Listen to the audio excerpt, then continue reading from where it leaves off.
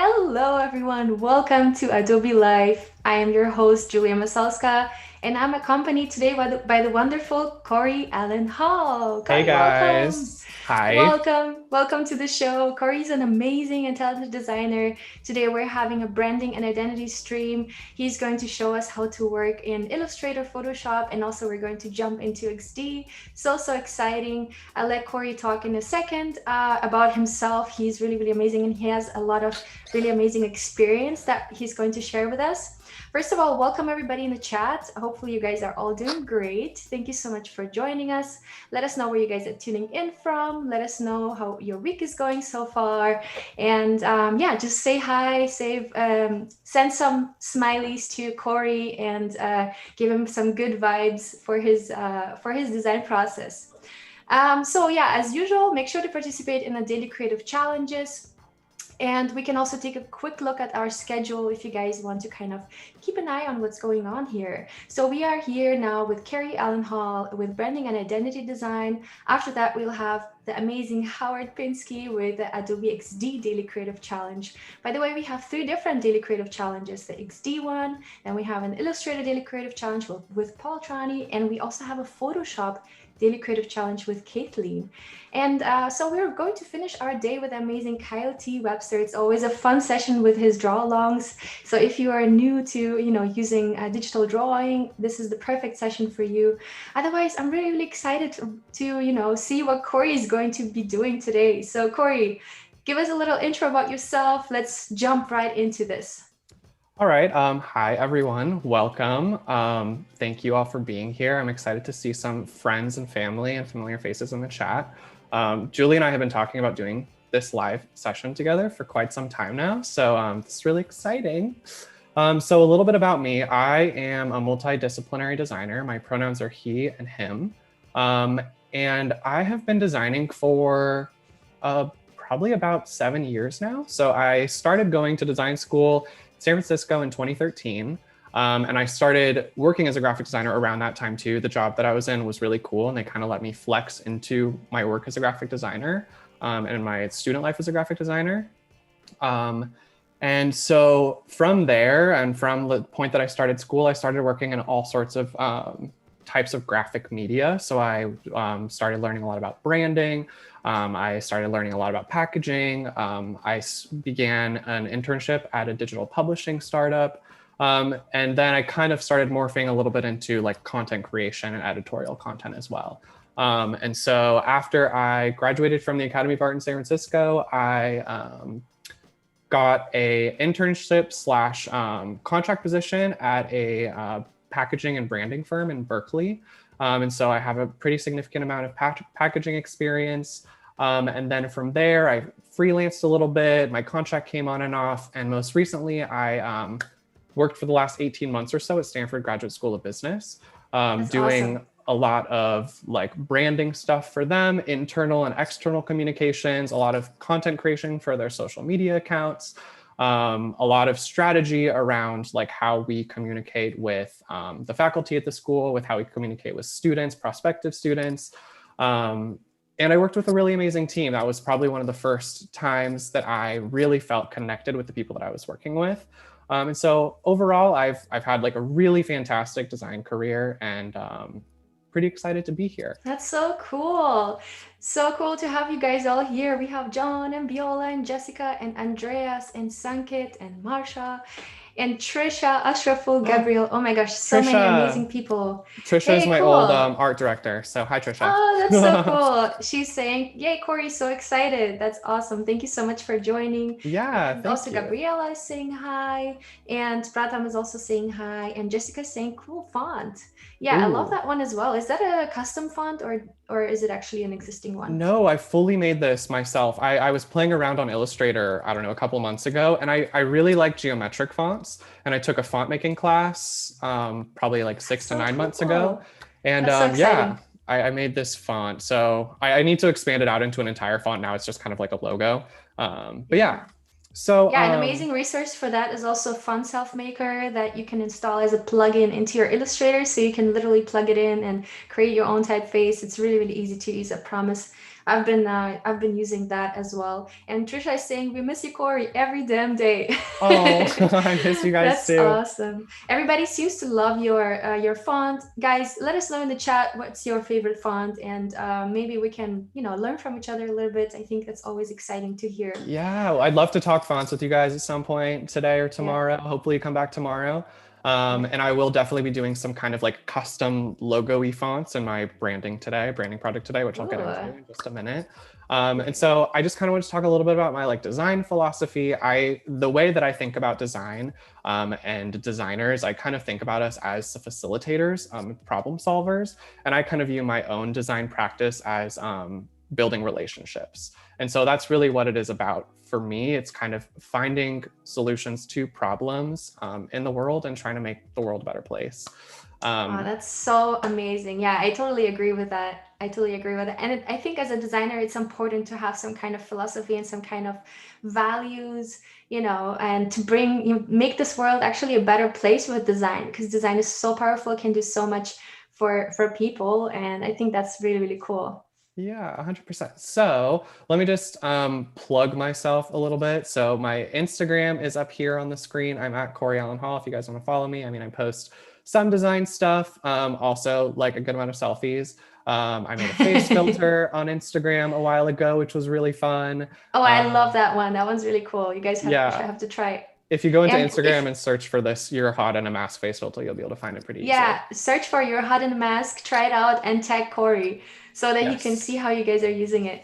I've also like played with typography on my Instagram account, like done some like pamphlet types of resource scrolly things that we've been seeing a lot on Instagram recently. So check that out. And then my website is coryallenhall.com. I'm working to update it because it feels a little bit, I don't know, I like want to make some tweaks to it. But some of my most recent work is there. My work for Stanford GSB is up there. Some podcast branding and employment reports, pride campaigns, things like that. So just be sure to check those out if you have a minute. Yeah, and let us know in the chat if you guys are also working on your own website. I'm also currently completely revamping my site, and I want to build something huge. I want to put in a shop and maybe make some courses, and so 2021 already started really great, and I feel like many people are kind of revamping their stuff, reinventing themselves. Yeah, so it seems like a really lot of cool. designers are redoing their websites right now. It's a good time. Yeah, cool. Yeah, Biola is saying I got a fun self maker because of Julia talking about it. Yeah, that's great. I promise you won't regret it. And Wuduval is asking, is there a place where we can purchase Cory's fonts? Oh, that is a very good question. And no, there is not. But I would love for that to be something in the future that you could purchase. I need to refine the font and expand the font because right now I really just kind of did it for my logo. But I'll keep you posted. You can follow my Instagram account and maybe I'll like make that a goal for the next month or so.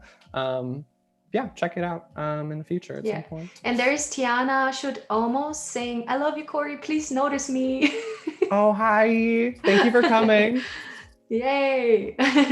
Ellison is also saying, finally found the chat, newbie here. By the way, if you guys are tuning in from YouTube, we're reading the chat on be.net/live. Join us there, ask your questions. Cory's here.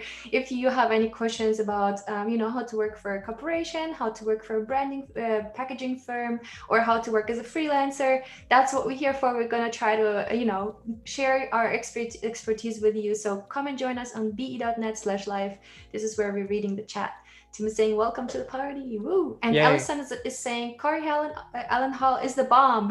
Hi, Allison. I used to work with Allison with Trisha at Stanford. So I thank you guys. That's so cool.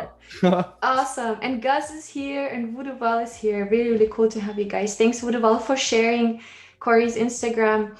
All right. I'm not gonna interrupt you any further. Just continue and tell us more. All right, so today we are going to be working on a brand and identity.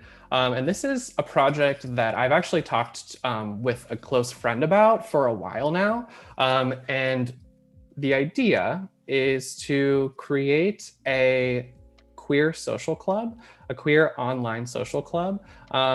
a place kind of where people can come and meet new people, a safe place to have like discussions and conversations. Really, the idea is to kind of like be a facilitator of building queer relationships and a queer community. So I've kind of laid it out, and this is how I would lay out a branding proposal if I was going to be making a proposal for a client. And so that's how I'm going to run through the project today, as I kind of walk you through certain steps that I take, a certain amount of research, conceptual thinking, and mood boarding, and then we'll get into the designing side of things. And so the name of this social club would be the Q Club. And the primary goal of this organization would be an online space that enables conversation, personal growth, new friendships for people in the LGBTQIA community. The secondary goal would be to uplift and support queer individuals, activists, artists, media, and organizations. And the brand values, as my friend and I have sort of talked about this, and shout out to my friend Rowan, who is the friend that I've sort of been bouncing this idea around with. Hopefully she's in the chat. If you are, say something. So the values are inclusive, evolutionary, plural, dynamic, intersectional, flexible, safe, and fluid. And about it, it's the Q Club is a place where queer folks can be themselves, make connections, share in conversation, and expand perspectives. And so for anyone in the audience who might be asking themselves, what is queer? I mean, this is a word that is kind of, it has a like deep history. It has not always had a positive connotation. And so I just kind of wanted to go into a little bit of background on that for you. So queerness is kind of an intersection of identities, including but not limited to lesbian, gay, bisexual, transgender, queer, intersex, and asexual. And a lot of people in the LGBTQIA community look at this word queer in different ways. But myself and a lot of the people in my community look at this word as a sense of community. It's kind of a place, it's less about your sexual orientation, identity, how you self-identify, what your gender is, and it's more just about a sense of who you are. And so that's kind of how we're going to be interpreting queer for the purpose of this project. And so well, there's a lot of excitement for this project from a lot of people. Everybody's saying, "Oh, I love you, Cory." This is amazing. And also the brand name Q Club is also being appreciated a lot. So people love the name as well. Thank you guys. This is exciting. I'm excited to be talking about this. So like I said, I'm not going to read the about again, but the way that I'm going to expand this brand over the next 2 days we're going to be creating some primary touch points, which would be Instagram. So like ads on Instagram, a couple different posts on Instagram, obviously logo and color palette and typography. And then hopefully if we have time for it, I'll get to a website where a couple of like maybe a home screen and a couple of auxiliary pages of where the site could potentially live.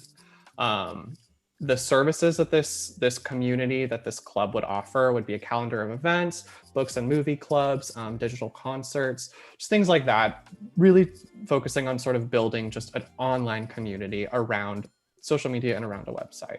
And then as I do when I like to think about any brand, I like to think about the potential for expansion. And so really the potential here is pretty much anything that you find online. You could do podcasts, digital zines, VR chat room could be really interesting. Counseling services, a physical location even, and different products. So like some kind of shop for this. Yeah, these days there's a lot happening online. So I mean, during COVID, it doesn't really depend on the physical location. Really, everything can just be built online. We have so many resources now and so many different platforms that we can use to build something like that. So I think it's really great and also challenging time at points, for businesses that really need a physical location but have to move online. So it's kind of tricky, but it's really interesting to have that approach. Yeah, and I think that's like the challenge that we're faced with as designers is thinking broadly, because like you said, like we can live across so many different media or like outlets now. I mean, like we've got social media, we've got website, we've got print, we've got products. So you really have to think, how can this expand in the future? And that's what I'm trying to do here. And so, even thinking about Q Club, like if I'm just gonna like riff right now, then it would be like we could have Q Club could be a thing. And then as we expand, it could be like Q Pod, Q House for a physical location. And so like this is kind of like how how we can think about a brand going forward is like, what is the potential to really expand this brand into like a larger family of services and products. So that's kind of where this was coming from, the potential for expansion. And so I divided up the brand values and combined them with different design attributes that I wanted to go for. So as I start thinking about how this brand is going to look, I want to think about the values first and foremost. So like, what is this brand and what does it represent and what are like, where does it stand? And then what might those design attributes look like? And I created this, what is this, Venn diagram? I was forgetting the name of the Venn diagram, but I kind of wanted to think about. Oh. Hi, Google. I think that's mine. Yeah, my Google starts talking to me. So I'm thinking about sort of where the brand values might overlap with design attributes. And so, you know, like the brand values might be inclusive, evolutionary, communal, positive. And then here in the center column, brand values could also count as design values. So like dynamic, you can think about a brand, you want it to be ever shifting and moving and flexing and contracting, but you can also think about the design in that way. And so like, how might the design look dynamic? How might the design look transgressive? Maybe we want to like break some design rules and also break some like social taboos in terms of our values. Like weird, I want like this to look and feel weird and different. And then some certain other design attributes that I'm thinking about are colorful, contradictory, layered, soft, intense. So, you know, and you'll notice there are some juxtaposing words here, and I kind of want to capture the nuance in between those ideas. So like you can have softness while also being really bold or intense. You can have layering. You can really sort of playing with these contradictory ideas. And so that's kind of where this is where I'm coming from with this. Yeah, and then, you know, taking those attributes and then putting them into visual elements like typefaces, color palettes, shapes, right? That's how we can express those things. And that's such an interesting thing, how you can actually place a character into a brand by using certain typefaces or certain shapes or certain color combinations. You know, you can really create a mood with all of these things. So this is really, really great. Yeah, I mean, we as designers have so many tools in our toolbox to play with that can represent so many different things. Like Julia said, colors and patterns and typography. These are all things, and these are all words and values and attributes that I want to think about as I start looking for these different design tools that I'll be using. And something else that I like to do when I'm thinking about a brand is think about a couple of different personas. So who might the target audience be? And for the purposes of this live stream, I didn't go too much in depth on these, but really you want to like dive deep into who you're targeting with whenever you're creating a new brand. And so a couple of... Sorry, I just wanted to like mention what I'm usually thinking of. I think, you know, just imagining a person, you can create a way better connection than just thinking of a fictional character, right? Just imagining the person, imagining what other brands they're using and what type of influences they have, you know, really defining all of that can really help you identify your brand and find ways to, you know, to design for the specific audience. So I think it's a really important step. It's so helpful to picture. And so in this case, these are two real life people. One of them is my friend Rowan, I've bounced this idea with back and forth over the last couple of weeks. And then this other person, Fran, is a real life, he's an influencer on Instagram. But it helps to kind of attribute your brand to either people that you know or people that you follow on social media, just because it puts a face to who you're designing for. If you're not designing for yourself, which in this case I am also sort of designing for myself, but you know, it's just really helpful to reference back to this at points if you're feeling lost in your process or you're not quite sure where to go. That's so true. And Lessa is asking, can you share the slideshow with us? Is there any way we can, after the stream, maybe share? What if, so what do you think, Cory?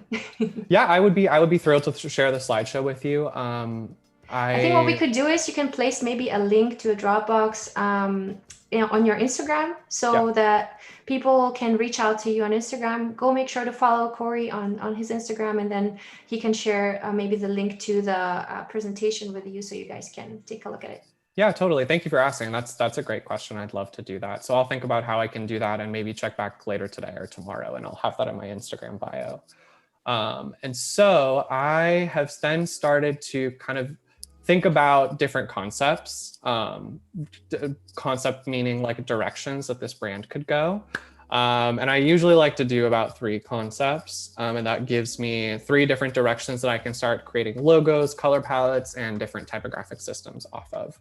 And so the first concept, queer futures, I think I want all of these concepts to sort of be future facing and just sort of thinking about like the future of queer community and what does that look like.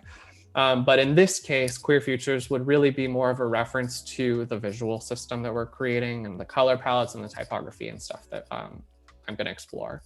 And we have Ravan here in the chat. Rowan? Oh, super cool. Rowan. Yay.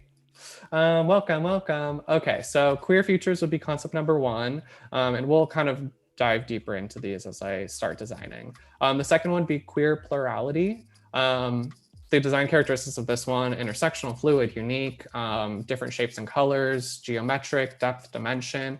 And you can kind of see that, as with both of these, you can kind of see what design direction, and these would be pretty distinctly different design directions that I'm thinking for exploring for these. And then the third one, queer love.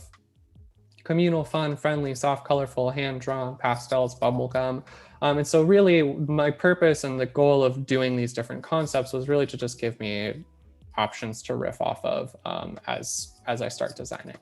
So, super cool. And quick question by Sam. Sam is saying, I'm late, sorry. Can somebody tell me what's going on today? So for everybody who just joined us, this is a branding and identity stream, and Cory is just giving us a little presentation about the concepts that he's going to be using for the branding design for a queer community online platform that he's going to create.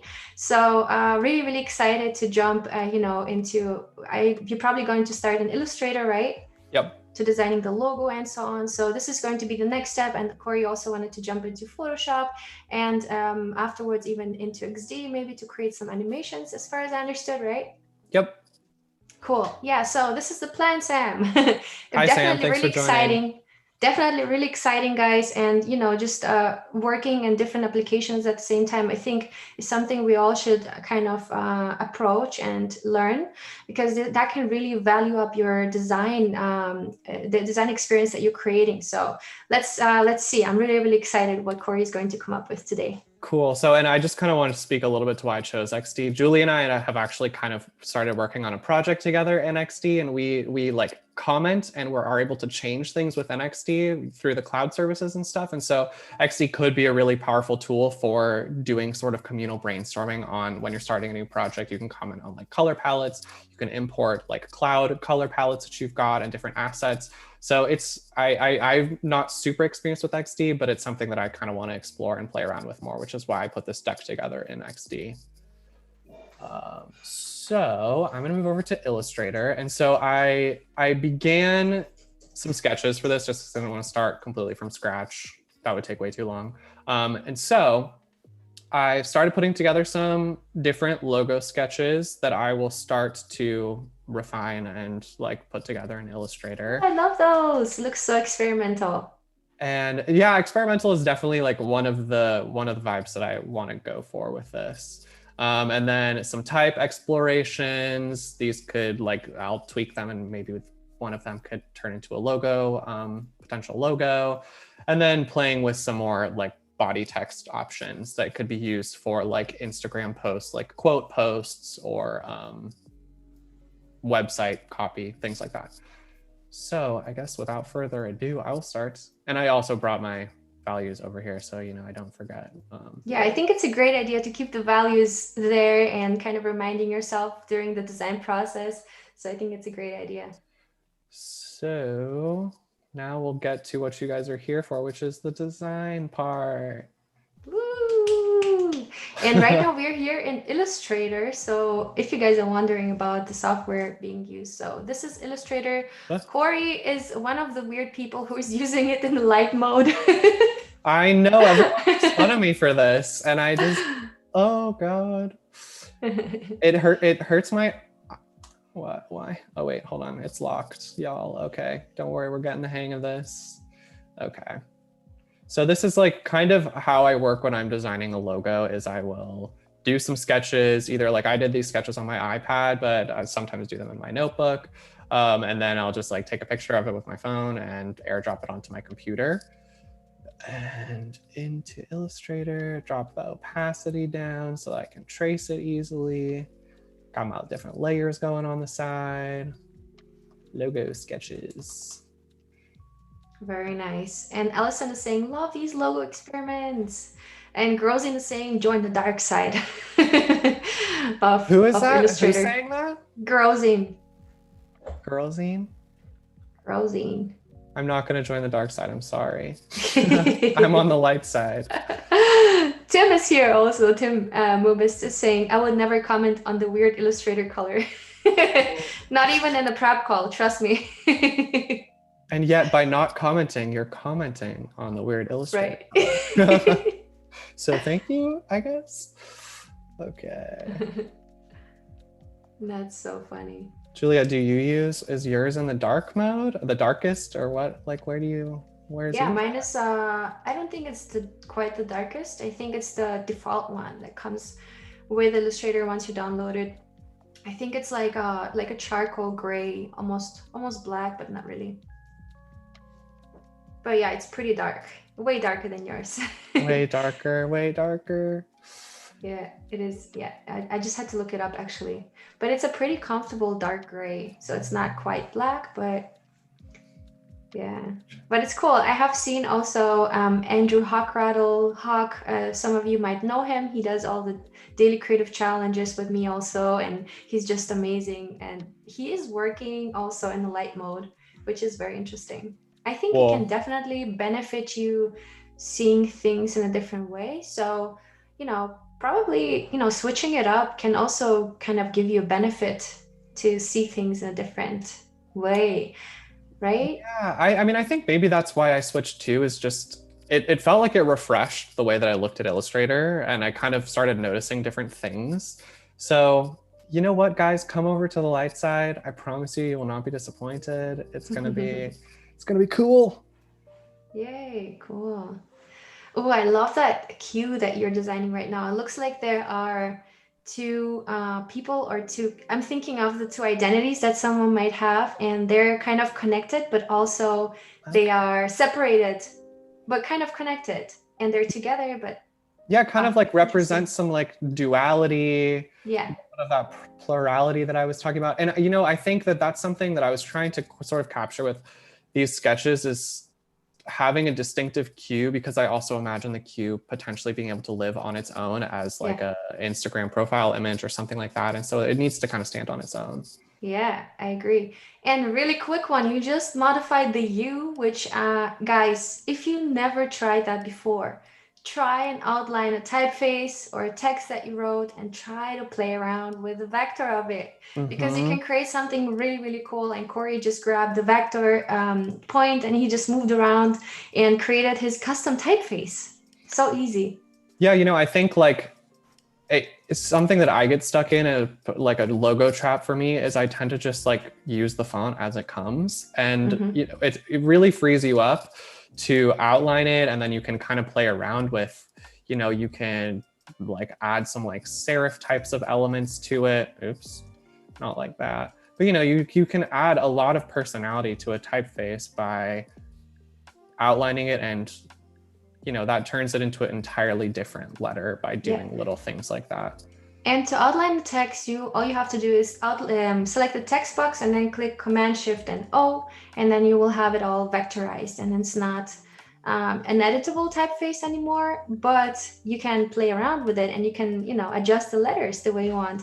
And I think this can be so fun, to really be thinking about the white space, thinking about how the letters transition into each other, how the relationship just between the letters. You can totally, play it the way you want it. So I think it's really, really cool to experiment with.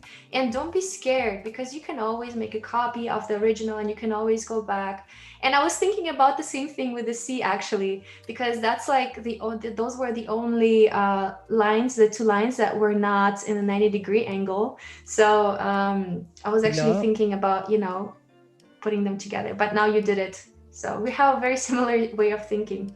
Yes, this is why we're such good friends, Julia. I think, and I think that's what's kind of amazing too, is like you can change the personality of a letter and of a logo with such tiny little tweaks. And so it's really just kind of about experimenting and seeing what it feels like, and like if it feels good or weird or whatever, you can undo it or make a copy of it.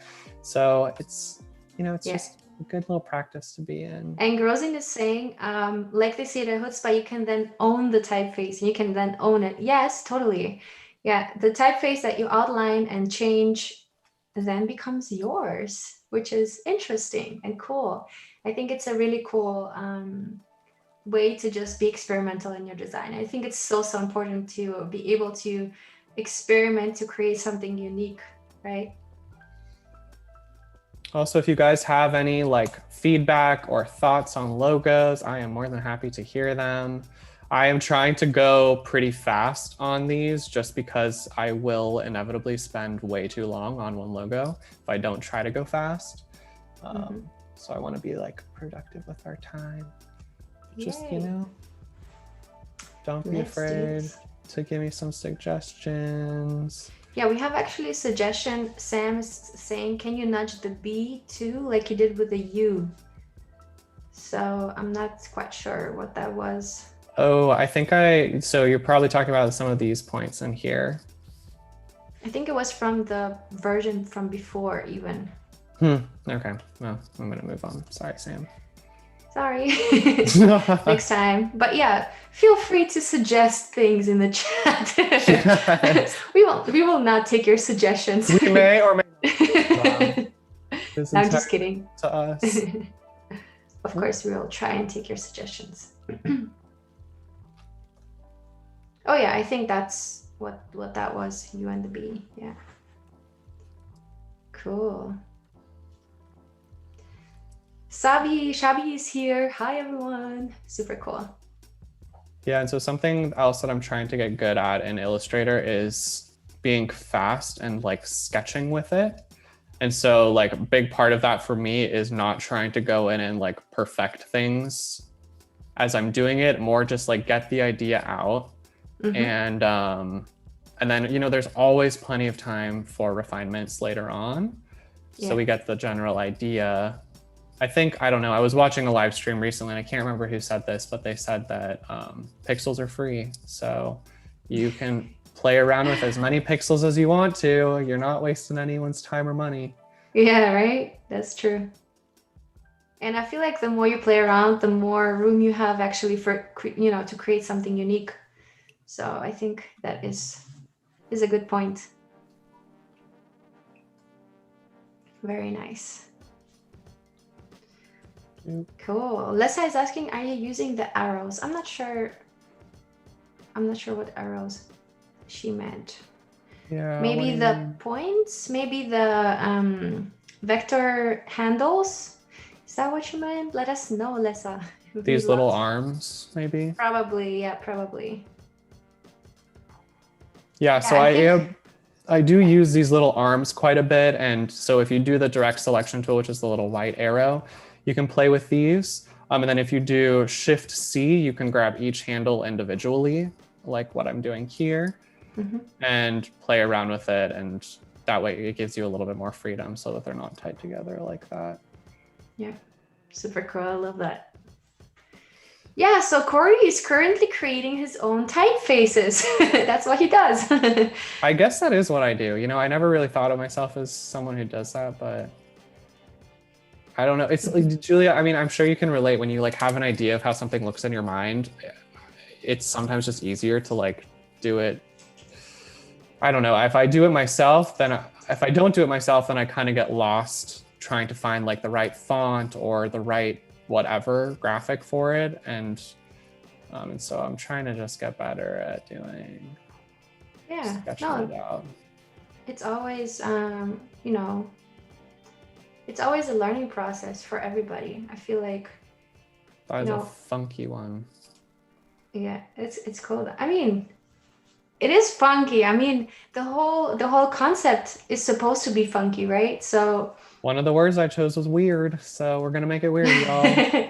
Yeah, I love that. No, I think it's cool to be able to work on such a concept and to really be able to play around and experiment and, explore. I think that's really, really cool. And guys, for all of you who are, just starting off in design and don't even have a portfolio yet, for all of you, I always recommend to start off with a project that you absolutely love. So create yourself a passion project like Cory, set yourself a brief, imagine some kind of cool company or some kind of cool concept for a business, and then, create for it in an experimental way, let your creative juices flowing, and then create something amazing, put it out to your portfolio, and that will attract the experimental and the fun and the really cool clients. I totally, can testify it, and I guarantee you that the more experimental and fun projects you have, the more amazing clients you will attract.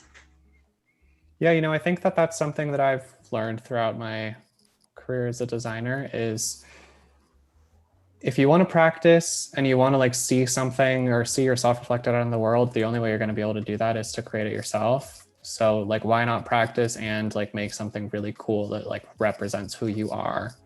And like Julia said, that is going to attract eyeballs to you and hopefully attract clients too. Yeah, I agree.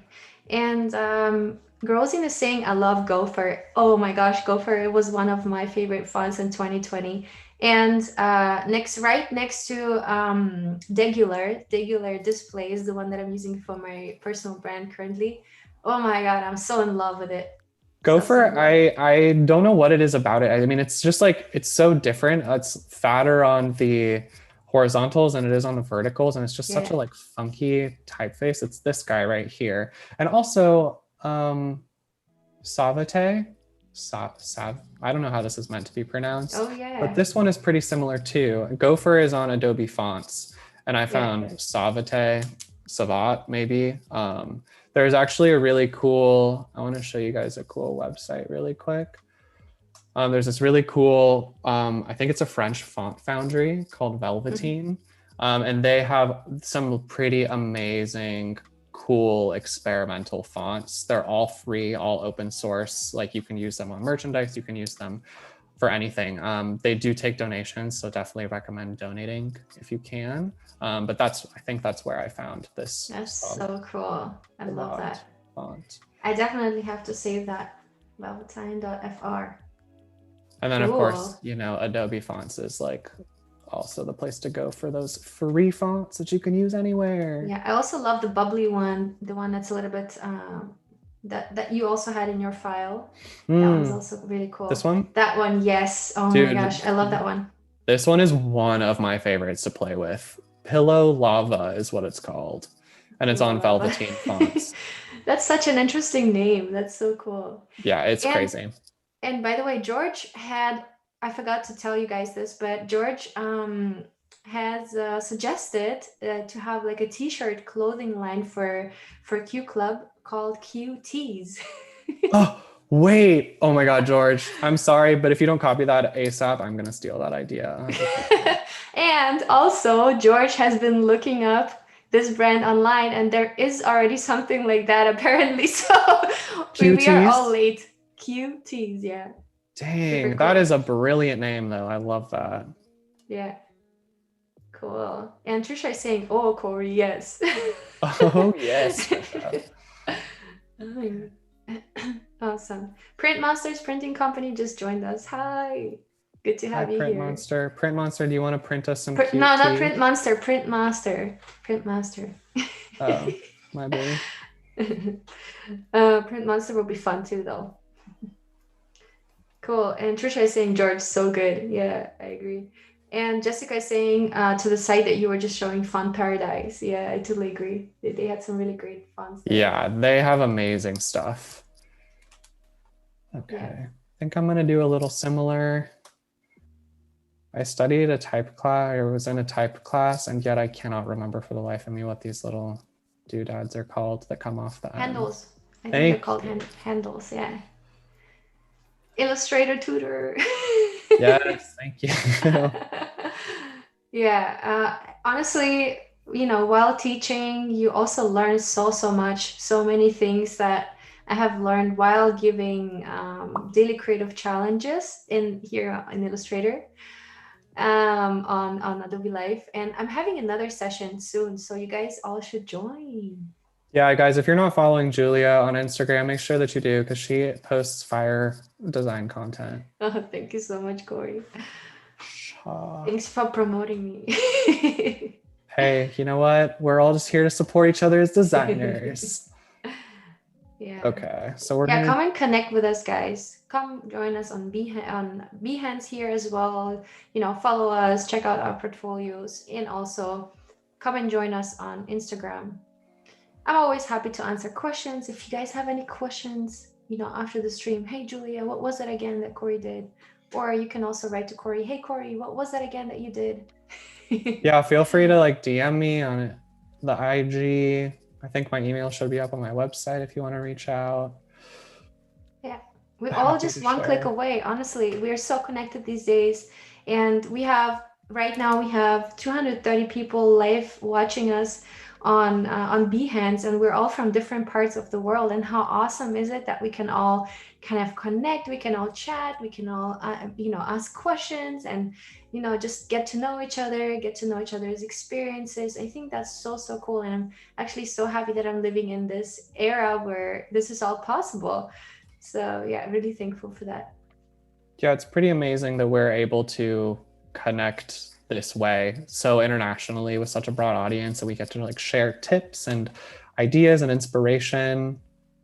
I just can't, I mean, it like wasn't possible before this, you know, and now we are able to do this and it's so freaking cool. Can you imagine being a designer like 10 years ago where you had PS what 5?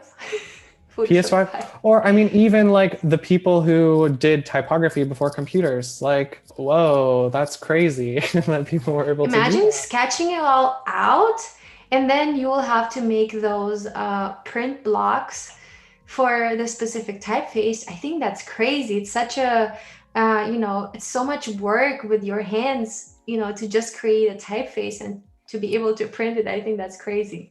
Yeah, dude. I mean, well, and I had a teacher in school who used to work for a magazine as a graphic designer, and they had to like lay out, they would like make cuttings of typography and lay it all out and like do some like rudimentary scanning. And it just the process around it was, I just don't think that like myself as a graphic designer can even imagine what Mm-hmm. that Yeah. was like. And Shabi is asking which font site do you use the most? I probably use Adobe Fonts the most. I mean, it just integrates into different software so quickly and easily. I mean, I just love that you can turn it on and then it pops over and then it's there in a couple of seconds. I do go to Velveteen like quite a bit just for font inspiration, which is that site that I was just on. Mm-hmm. And then Yeah, Velveteen. If we can post Voodooval, if we can post that link, I think a couple people were asking. And then, Cory, here's also a question: how to get the fonts from Velveteen to Illustrator? Yeah. Do you want to answer that? Yeah, so the way that I would do that, I have my font book over here, and I would just download the font. It would come in as like a OTF or TTF or whatever, one of those two.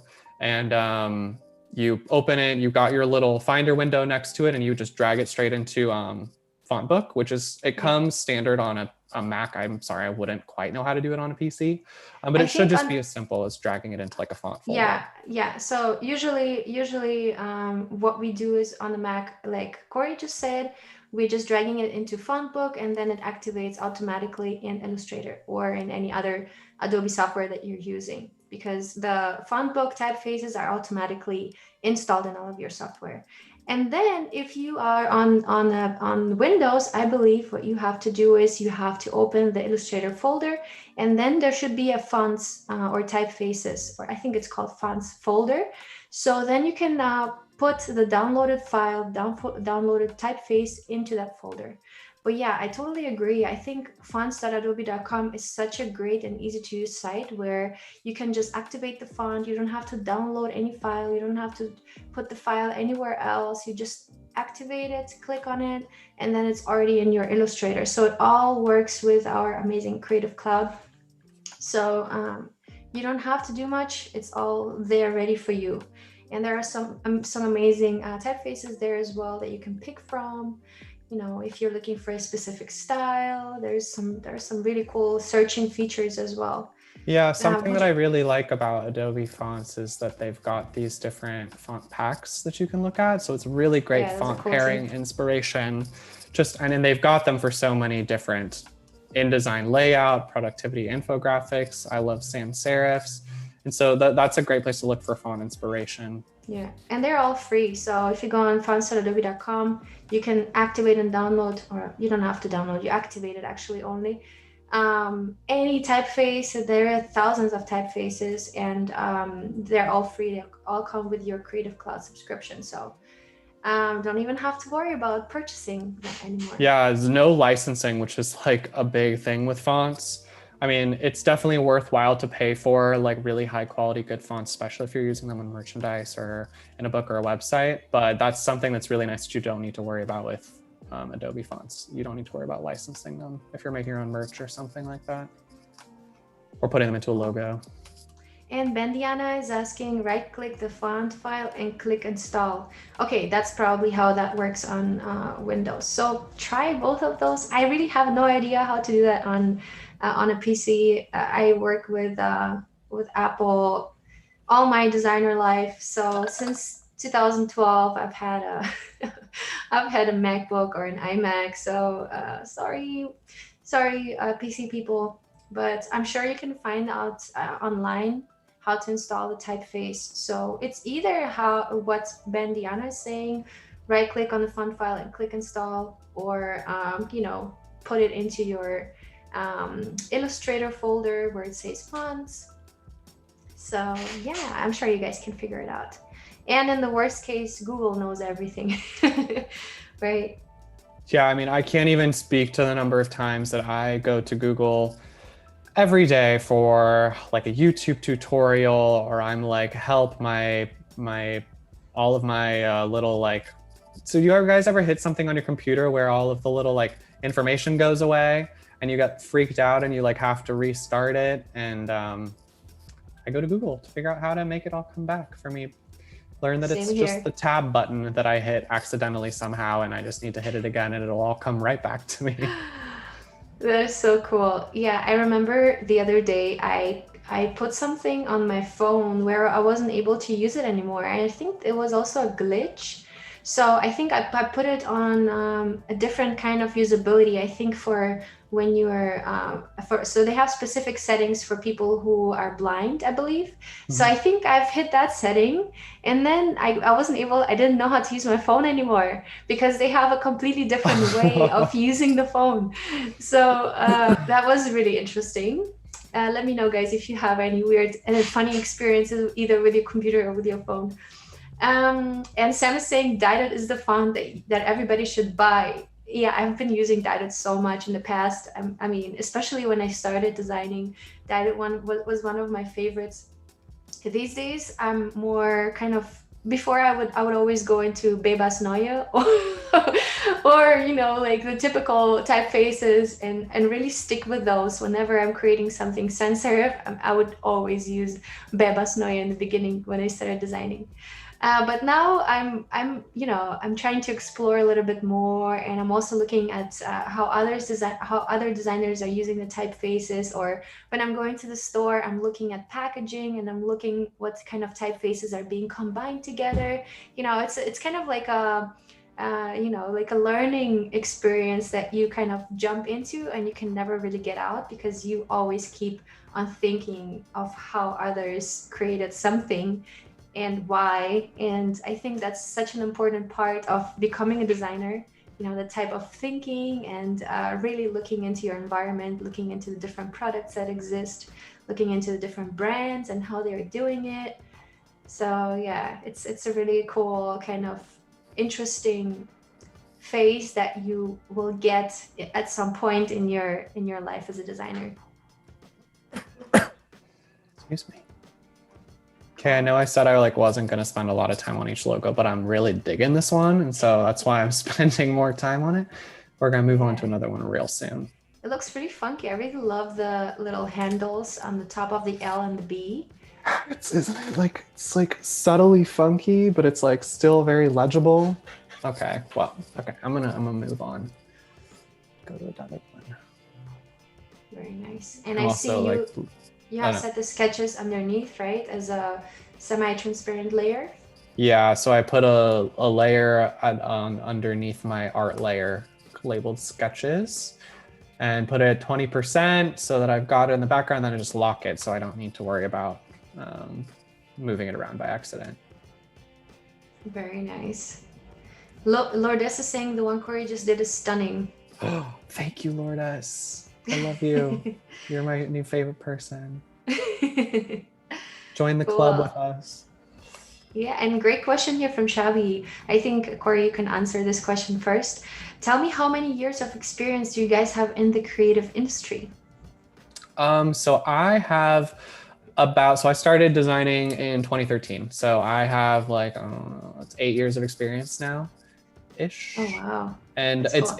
it sounds like a higher number than it feels like. I mean, I like started designing, I got a design job luckily right when I started design school. So 2013 is also when I started as a graphic designer in school. So yeah. Okay, so you've been working since you've been studying. I think that's really awesome. For me, I went to industrial design school before, but it does not really have to do much with what I'm doing right now, except for, you know, I had the chance to learn a little bit more about production, how materials kind of are being produced and so on. But really, my design university really didn't teach me that much about what I'm doing right now. Anyways, so I have started working as a freelancer in 2014. So about 6 years ago, 6.5, something like that. So yeah, pretty long time, but I can say that the amount of years you have spent designing does not really matter. I think what matters is the amount of the amount of experience you collect along the way, because there can be people who are in the industry since 10 years, but they're not really educating themselves further. They're just sticking to the same level that they started with, maybe working for a company and not really using more design skills than they should. So I think that the years of experience don't really matter. It's the way people kind of, the intensity of the experience, if that makes sense. Cory, what do you think about that topic? I think that like as with like designing, as with really like any creative or professional field is, or just like being a generally like human being, is like about pushing yourself, like seeking new experiences, having a certain curiosity, like how much you're educating yourself on things that you care about. And like I agree with you, Julia. I think that like really good designers are ones who like really push themselves out of their comfort zone, who like do their research, who really know their stuff, who know their trade and know their tools, and who like really care about the industry. I don't think like there are some amazing designers out there who started designing like a year ago. And there are some like not super amazing designers out there who have been designing for like 7 years, myself included. So I think, it's like, it's all like pretty, it's all just about I like think you're what you care underselling. about. I think we think all that you're great. But I mean, like, I agree. There are some really amazing designers who, have learned a lot of skills in just 1 or 2 years. And I'm really amazed and mind blown of, how much people want to create and want to design something and want to make money with that kind of work, right? Yep, 100%. Yeah. 100%. And there are so many possibilities. I'm trying to always take new courses, get new information, get new inputs. I've been loving Domestika recently. On the weekends I'll sit down and watch a new course specific to certain things. Last weekend, for example, I've been watching a course on how to create mockups for a branding presentation, and that taught me so much. It's so mind-blowing. You can always learn from people who are really specialized in something in such a short amount of time. And here was also a question if it makes sense to go to design university. I think it's a very controversial topic, if you should go or you shouldn't go to design university. different people have different experiences. Also, I believe there are also different types of people. Cory, what do you think about that? So like I went to Academy of Art in San Francisco. I was in a 5-year program, and I found that it seems like a lot of design programs are 4 to 5 years for a BFA. And I learned a lot from my design education. I learned a lot of like very important fundamental skills. I learned a lot about conceptual thinking. Really found it useful for networking and meeting new people. I mean, I met one of my good friends, Amanda, who then led me to you, Julia. And so, it's like design school is great for building a network. With that said, it's very expensive to go to design school. And I think that there's a lot of free resources out there online too. I mean, like I've learned so many things over the last few years since I graduated from YouTube, from different design classes. There's a school in mind that I'm blanking on right now, but yeah, I mean, I think it's really kind of about like the person and the determination that you have as a person to really like want to learn more. If you have the determination and that motivation and that like hunger, then I think you'll know like what's best for you, whether it's design school or whether it's just figuring it out on your own. What do you think, Julia? Yeah, I agree. I think it's, the curiosity about a topic is what actually brings you the advantage. And some people, they just go to school because they feel like they have to, but they're not really passionate about it. So that also plays a role. How much information are you going to intake from the school? So Mm-hmm. if you go into the schooling experience or in the university experience, knowing that that might not be your interest field, I think you might not even have that much advantage, going to the school. Especially, well, I can agree with that because in my experience, it was like that. I was not really interested in what I was learning in my university back then, which was industrial design. I had kind of imagined something more versatile, but what really my whole class was working on is car design. And because they were kind of always pushed into the industry of working for Volkswagen, it was back in Germany.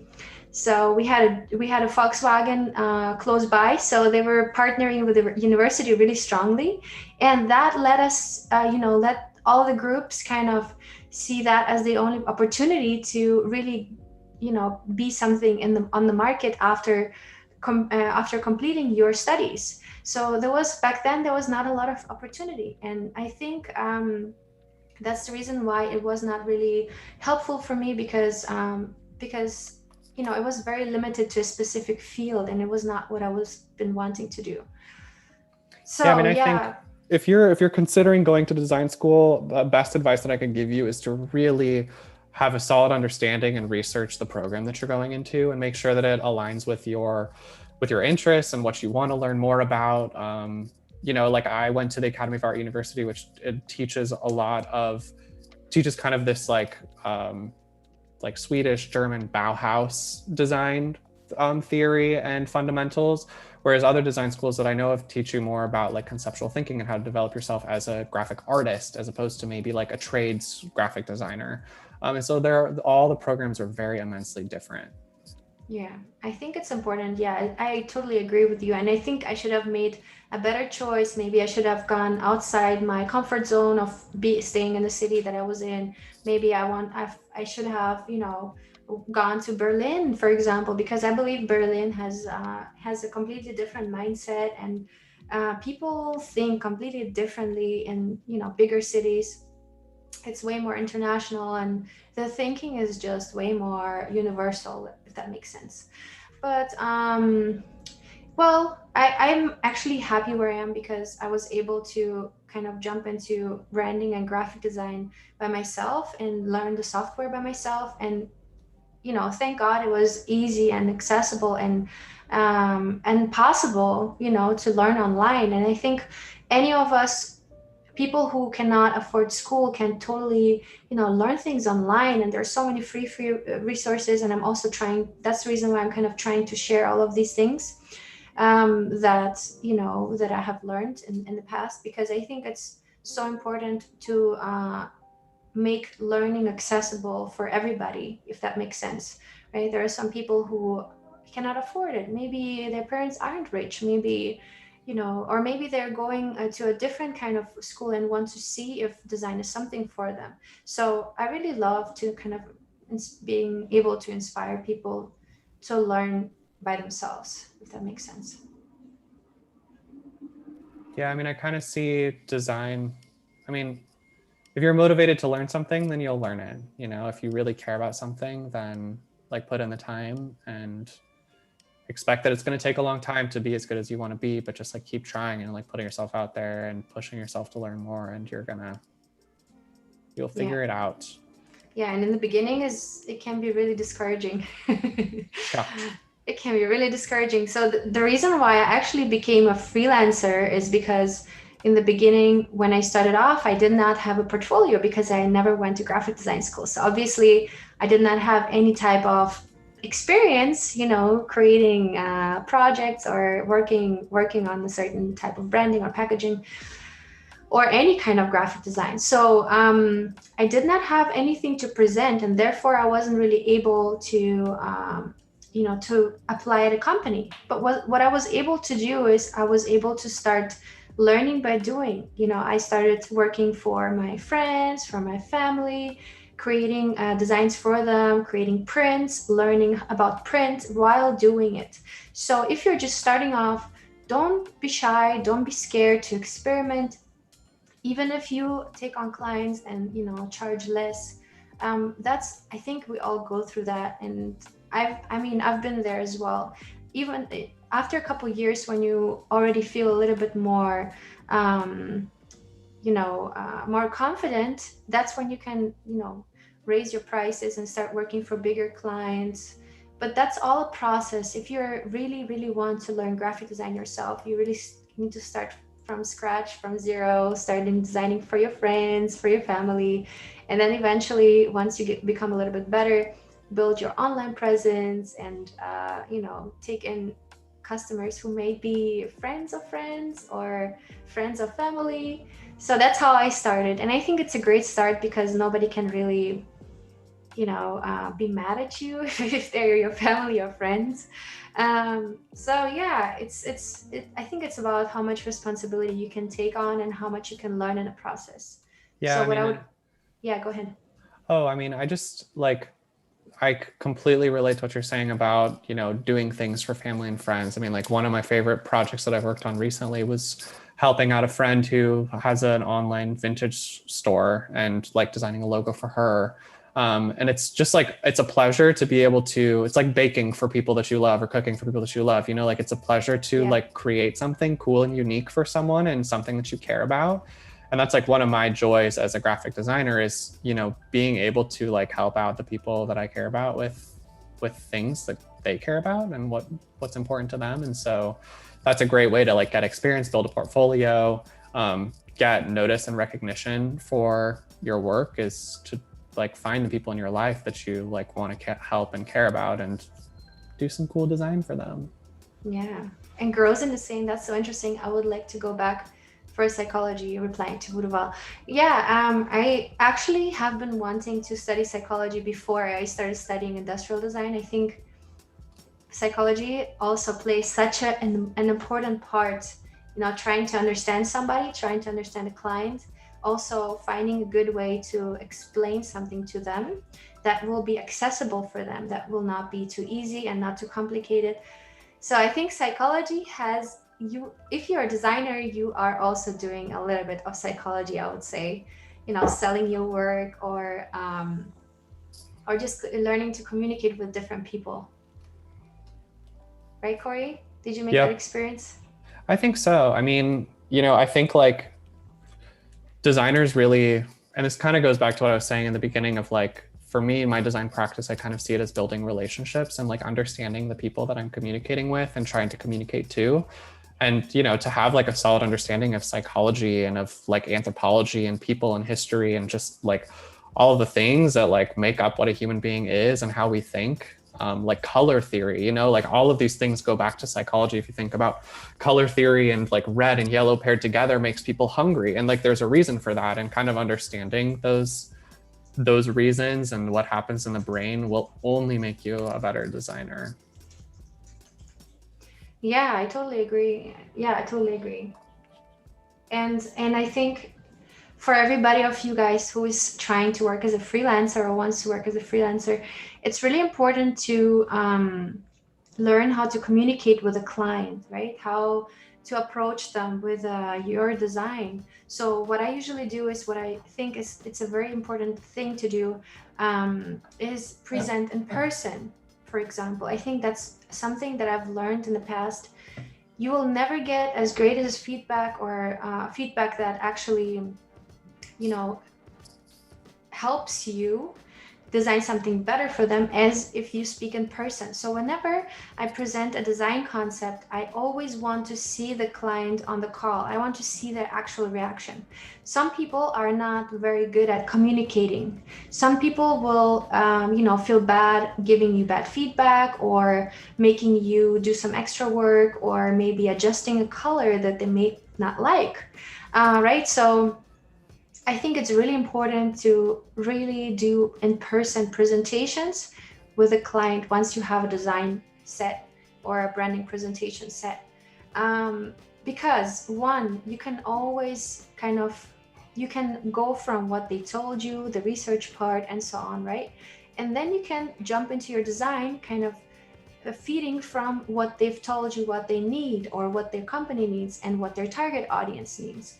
So I think it's really important to have this in-person communication, instead of sending a file to them and then expecting a reaction. They want to know what your thoughts were when you were designing this, and the reasons for all of your design decisions. So yeah, that's one thing that I've learned in my career, that's so important to me, having this personal connection to the client, also giving them the feeling of trust, and the feeling of that you are there for them if they want some adjustments done, or if they don't feel quite right about this design. You need to be able to accommodate them, but also to give them suggestions and give them advice. You are Yeah. the professional, so you should be able to give them advice, but not on the personal level, more of on a professional level, where you refer to the clients that they have, or the target audience that they have, and giving that as a reason for your design decisions, right? Yeah, I So mean, Julia, if I could add to that, I think that like the reason that I walked you guys through all these different brand values, all of the different goals, this is providing guidance to me as a designer as I'm designing a brand, but it's also backing me up. So when I'm presenting this to like a prospective client or to you guys, I can justify my design decisions by going back to and referring to this deck and saying, all right, so like remember on our first meeting we talked about these are the values. I, as a professional who like creates these graphics all the time, can tell you that like I'm designing based off of these values. And so you can point back to this and reference it, and this will help to justify your work and justify the design decisions that you make. And I think like one thing that I really got out of design school is that it really taught me, like Julia was saying earlier, how to like present in person, and like presenting confidently with confidence, backing up your decisions. And so I wanted to completely agree with you on that, yeah. because it's And really, really important to yeah, have I that. agree. And it gives you confidence because you have something to back up their question with, right? You're backing it up with what they actually told you, right? So you can tell them, hey, but you told me that your clients are a young target group. So, but you want to use this type of color palette. I don't think it works really well. I think we should approach a more modern touch to it, something like that, right? So where you are actually basing it off what they've told you. They have actually made the decisions for you, and you're just basing it off during your design process. So yeah. Yeah, it's funny. This is like kind of my opinion, but my brain is going to this common saying, which is the customer is always right. And when I think about it in those terms, I don't necessarily agree with like the client isn't always right. I think that like someone who is looking for a design solution to a problem is coming to a designer because they themselves might not have the necessary skills to solve that problem. And so in that case, like building up a relationship of trust between the designer yourself and whoever you're working with is really important, because there might come a time when you need to say like trust me, like you brought me into this because I'm a professional, trust my opinion. The client isn't always right, and that's okay, because that's why I'm here. I'm the designer. So keep Yeah. that in mind. Yeah, but you don't say it directly like Yeah, that. You don't say, don't say hey, anything. you have to trust me, I'm the designer. But you show it to them by really putting your heart and soul into the project and really showing how important it is to you and how much thought you put into this to really realize what they want to achieve in the form of design, right? So Mhm. you can justify that with colors, typefaces, shapes that you're using, right? So that you always prepared for any questions that they have. They might ask you, hey, so why exactly did we use this color in this logo? And then you can say, hey, so we have been talking about that we want to approach a younger audience and blah, blah, blah. And then we also have our social media where we are creating a certain style of imagery. And this color palette works with all of these things together and ties it up well and is maybe a color that that is very unique and that will make you stand out. So that's how you have to argument. It's not about, and by argument I don't mean in a negative way. In Germany we use the word argument to say that we're discussing something. So here it's being used a little bit differently, but what I mean is discussing something and really giving points. So I'm giving an argument as a giving a point to support a certain decision. So yeah, it's really interesting how you can then actually make your design more rational and less emotional. It's based on rational decisions. So how can you as a client then question it? You cannot really question it anymore because it's a rational decision that you've made. And even if they are going to ask you, hey, so why did you pick this color? You already know the answer because that's what the client has told you in advance, right? What they want to achieve. And yeah, so that's a fun part, an interesting part that you should know before you start communicating with clients, right? So Yeah. And I definitely like don't mean to say that I don't think designers always have all the answers or have, like I think it's important as a designer and as like a person to understand that, like you don't have like the perfect solution, you just have your solution. And so, it's just I think that's why I say it's all about building trust and building relationships because, like they come to you because they trust you and they want to trust you and they want you to help solve their problem. So, it's just build that relationship with your client and have an yeah, open I totally dialogue. agree. Yeah, I totally agree. And Woodwell has a fun point too. The client isn't always right, but if you're good at your job, the client feels like they're right. Ooh, tricky. I like that, Voodoo Val.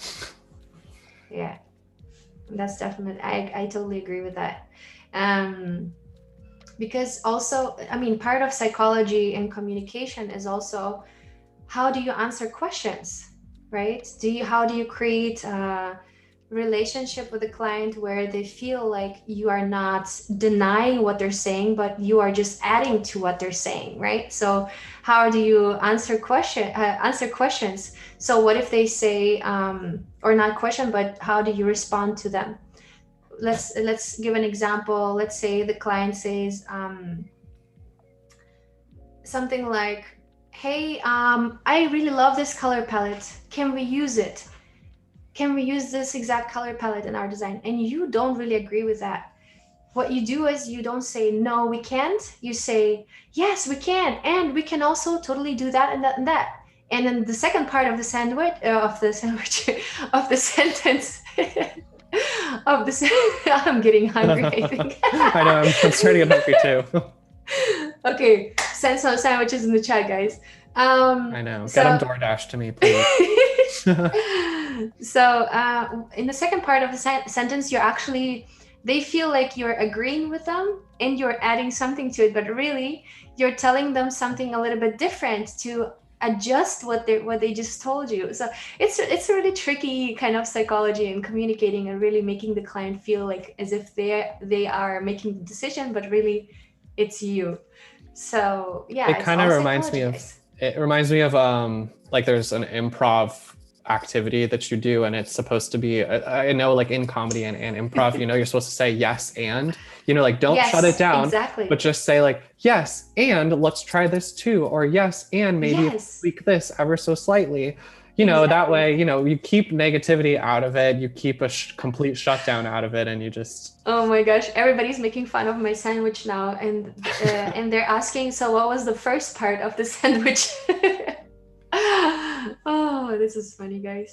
Yeah, I'm Mhm. definitely getting hungry for a sandwich. If anyone Um, happens to be in Portland, Oregon right now and wants to send me some food via DoorDash, I would greatly appreciate it. that's awesome. Yeah, we'll do that. What do you want? Ooh, you know, sandwich sounds good, but also like I've been into ramen recently. Oh, And it's like it's kind of rainy and drizzly outside right now. And so like, oh, I could get down with some ramen. yeah, it's a good cold food, cold weather food. I totally Yes. agree. And Determia is saying second part of the sandwich needs some extra cheese. Ah, now you guys are making me really hungry. I know we got to stop talking about food because it's driving me over the edge. Yeah. Yeah, let's quickly run over the process so that we can take a maybe like a zoomed out look at what you have created so far. Yes. Okay. So I'm working on the last logo here or the last sketch that I've done. And I've used, these are like definitely rough options that we have here, but I'm trying to really think about, so like I sort of mentioned up front, the whole idea of this is to sort of be future facing, and you can kind of see that influence in these logos. I'm thinking about like what queer future is, what the future of this queer club might look like. But we've also got, you know, so like a word that I kind of keep coming back to in my head is intersectional. And I'm thinking about like these different lines and these different points. We've got like a combination of some geometric shapes juxtaposed with some more organic shapes. I mean, we're not colorful yet, but kind of thinking about, you know, fluidity. We've got some fluidity here. We've got some boldness. We've got some like dynamic shapes, and we're Yeah. playing with different angles and things. And so these are all the words that I'm sort of thinking about as Cool. I am. I love that one, by the way. Which one? The This one? wavy one, the wavy one on the top right. Dude, this one, right? It's so Yeah, cool. And I you know what know. I'm thinking? Let us know, guys, in the chat where you think 1, 2, 3, 4, 5, 6. So the top one is 1, 2, 3, and then next row is 1, 4, 5, 6. Okay, I confuse everybody more than one. Here. But Let me add I think numbers.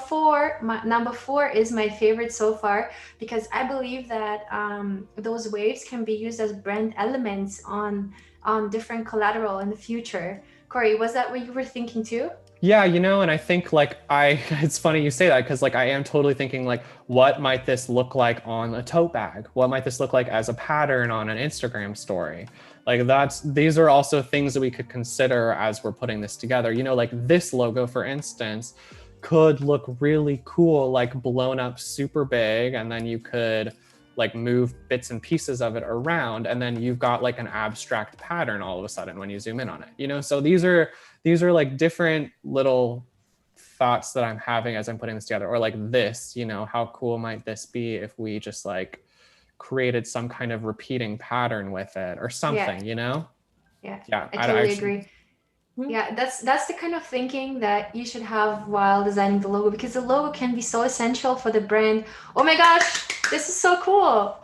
I love Yay, that. cool. I'm glad you're getting excited about it. I'm super excited about it too. Yeah, This so is okay, so I'm awesome. gonna zoom out. So if anyone, I'd be curious to hear what people in the chat have to say. We've got 1, 2, 3, 4, 5, 6 all listed out here. Um, Let us know which one you're vibing with. Yeah, we have two repeating a lot, then we have 3 and 4, then we have 3 or 4. Seems like 2, 3, or 4 are the favorite ones so far. Yeah, I totally agree. I can see all of them. Oh my gosh, my favorite one is 4. I think mainly because of the reason that the line width is all very simple, like the same. The line width is always the Mhm. same. So even, you know, putting the elements together in a different way can totally work and can totally, you know, create some kind of pattern feel or maybe like an abstract feel where maybe the letters are even breaking down or the letters are being used by themselves for different things. That could Yeah. also be an interesting Yeah, I'm idea. excited to pretty soon now. I'm about done with this sketching portion, and then we'll move into figure out some colors, and then we can just start playing around with each of these logos and see Yay. which ones start to shape up. I'm Cool. excited Let's for say, tomorrow too, because we can start putting them into, we'll pick one and we can put it into and that's like a actually, or I think, something. I think, tomorrow will be the part where everything will come to life, and I mean, will we get into the colors today? I'm not quite sure. I think we will. Yeah, I'm gonna start pulling colors from my mood board images, and we can just Okay, start laying these perfect. out together. Cool. Yeah. So I think once the color kicks in and once we kind of put it onto mockups, I think that will all kind of win all the life. And then you can actually imagine so much better, what it will actually look like on different collateral, different media. And so I'm really, really excited about that. Also excited about the animation part that we're going to be doing tomorrow. So it's Oh, going to be Julia, you're fun. the pro with XD animation too. Like, I'm lightweight nervous to get into that because I'm like, I'm not gonna be as good as Julia is. Oh God. Oh. Okay, so all right. I like just Oh, looked at the clock too, and I'm like, okay, it's 1:20, so let's start getting into some colors, you guys. yeah, cool. Let's do it. And we also have a couple fans of number 6 now that you've been working on it. They see it, they can see it like as a long version, repeating or having like a flow where you repeat those letters. Yeah, number 6 So, is funky. I don't know if it's working quite for me, but with some tweaking, I could see it like looking really cool. And like you guys said, maybe using it as some design elements or something would also be really sick. yeah, It's funky. I'm a cool. little worried about the legibility of it. Yeah. Less I saying, I think the last one, number 6, really resonates the fluid and plural value. Yeah, yeah, good call. I totally agree. Okay, Cool. cool. And we have a great question for quick in between before we kind of jump into the color. Jessica is asking, not sure if my question was from earlier was answered. What people or places, such as books, websites, or podcasts, does Cory find his inspiration from? Ooh, people or places. Okay, like my number one source for really cool design inspiration is this studio. I don't know if studio is even the right word for them, but this company called Paris. They are like really, really amazing designers. I just kind of want to like show you really quick because like, Yeah. holy cow. Yo, hold up, it's coming up. Boop, boop. They do like really, really dope stuff. Like they've got some like really cool layering and some really amazing, and you'll probably even see some inspiration in my work from this. Like the geometric typography that they do. It's all just like so kind of like avant-garde, and they've got a lot of like gorgeous depth to their work, some geometric and organic shapes. So Paris is definitely one of my favorites. I also, and they do really cool stuff for like different fashion brands too. I like to look to not just graphic designers for inspiration, but like other types of designers. Like Virgil Abloh does really amazing. I mean, he's the artistic director for Off-White, and I guess, or he created Off-White, but now he's the artistic director for Louis Vuitton. So, like. I love Off-White. I think that's a really, really cool brand. Yeah, Off-White is dope. I mean, people to look up on Instagram, like Timothy Luke is really cool. Forrest Young at Wolf Allens does really cool stuff. If I could like share some stuff to the chat at some point. But yeah, and I also just really love reading design books. I've got a couple of my favorite design books now, but the politics of design is really cool too. That's super cool. Why don't you, post it on your stories later on Instagram? Good call. And you can also tag all of these people that you recommend to follow. I think that would be a really cool, resource for everybody who's watching. So make sure to follow Cory on Instagram. And yeah, he's going to post the presentation from earlier. So yeah, it's going to be some really cool resources for you guys. Okay. I'm going to just like make a little note right now to make sure to remember presentation. So yeah, I'll put that on my Instagram story at some point today. All right, so which logo should we start with? I think we're gonna start with number 3 because I'm vibing with this one and it is sick. And I'm gonna just start pulling colors from my mood board and just see how maybe some kind of color palette could work with this. Oh my gosh, I'm so excited. Cory, tell us, how do you find color palettes for your branding? I look to a lot of different, so like probably my main sources for like design inspiration would be, I mean, Pinterest is a great one. Behance is a really great one. And Instagram, like I just follow a lot of really cool graphic designers on Instagram. And then, you know, like looking at their work and seeing kind of like what colors they're using that like work really well together. That's definitely where I get most of my color inspiration from. And then a tool that I like to use. So let's,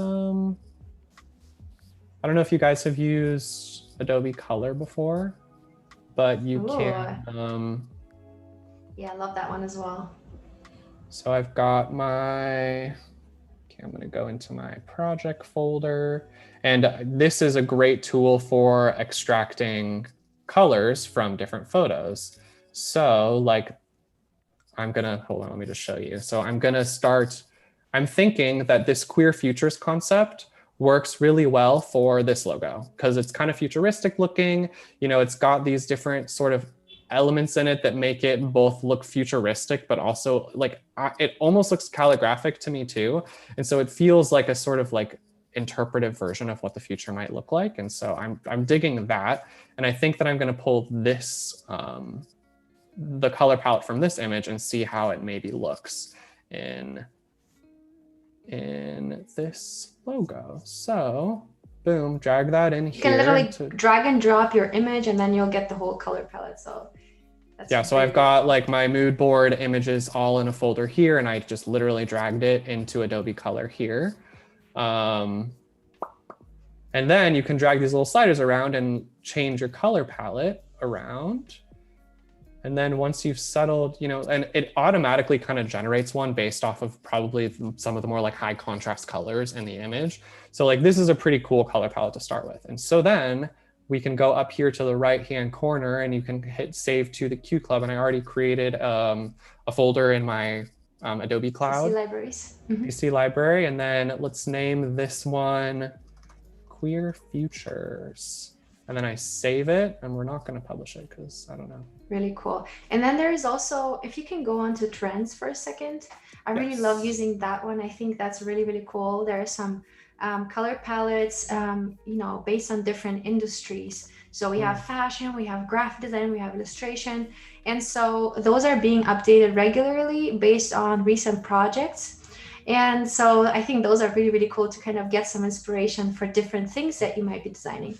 And again, those color palettes you can also save to your CC libraries and access them right away in Illustrator. Another really, really cool thing that I love is Adobe Capture on your mobile devices. So what you can do is literally you can open it on your mobile device, use the camera, so you can literally walk around your surrounding. It can be, let's say, nature, or maybe you have seen some cool packaging in the store and you want to capture the color palette. I do that all the time, guys. I really, really love that. So you can actually just to take a picture, or you can upload a picture into Adobe Capture, and it will take out the different colors from and create a color palette for you. You can also adjust it, move the sliders around, and then save it to your CC libraries, which again makes it accessible on your desktop, on your in your Illustrator. So if you guys have not played around with Capture or with CC libraries, definitely try it out. It can, you know, add so much to your workflow. And the cool thing is about CC libraries, they're basically like folders that you have inside your Adobe apps, where you can, you know, add resources to it. It can be colors, typefaces, character styles, graphics, photos that you can add to your CC library from any app. And then you can access those resources in any other app, right? So let's say I'm creating, what I usually do is, what I really like doing is I create a CC library in my Illustrator, and I create the whole thing, like folders of brand assets, like primary color palette, secondary color palette, different logo variations. And then I take that and use it in different apps. So let's say I'm creating a mockup in Photoshop. I open Photoshop and then I can access my CC libraries right away. And I can just pull in the logos, the color palette and everything into Photoshop. Another thing that I love doing is also, some of you might know, using Adobe Dimension. Adobe Dimension basically is the 3D program where you can create mockups really quickly, and then again you can just literally have 3D objects, drag and drop the logo on top of that object from your CC libraries, and it will appear on the 3D object. So super easy and great, definitely great tool for you guys if you haven't experimented with CC libraries yet. Okay, enough CC library promotion here, but I really love that tool. It's one of my favorites. Well, and it's so cool because I like just went onto that website, I pulled out the color palette from that image, and then I saved it, and it's already, here we go, right here. Yeah. So, you know, boom, just like that, super dope. So now I'm kind of just laying out some colors with this logo to kind of see what feels and looks good. And not super... I love the old school vibes in this. This is so cool. Right? It's like, it's kind of like retro, but also sort of futuristic-y. Yeah. And so now I love that green also. Wow, I love it. I'm also looking at some of this type exploration that I did at the very beginning. And I pulled a variety of different fonts. So like I've got sort of a rounded serif here that, you know, kind of, it's like a Comic Sans E, but like not. It kind of reminds me of like what would be in a comic book. What is that? Arial rounded. So like cool classic. Space Mono is also kind of computery. It's got these really long little, Julia, what did you call these again? The little things that come out? Oh, these, that's what you were talking about. Oh, I thought you were talking actually about the handles of the vector. God, someone in the chat, please tell us, because I'm a bad designer for not remembering what this is.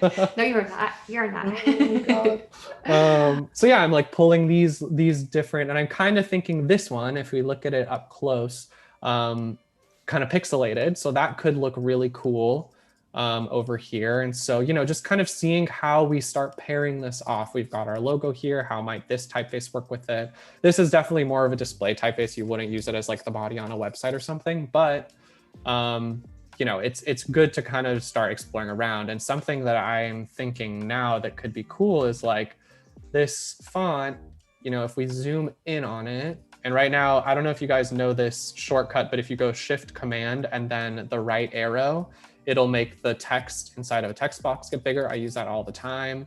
And then if you do, oh God, what is it? Option up arrow, then you can change the kerning.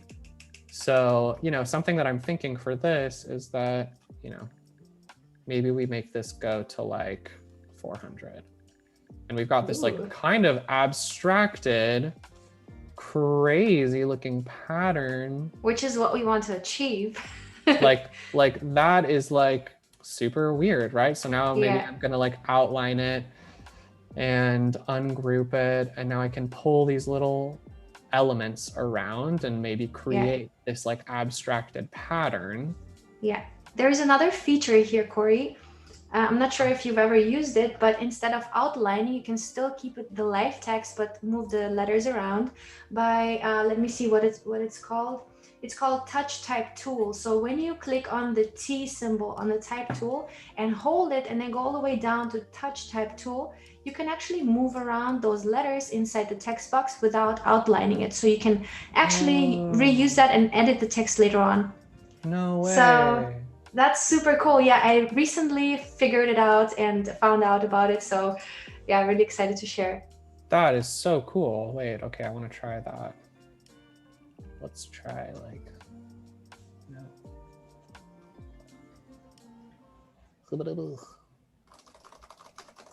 Okay. Yeah. Touch type tool.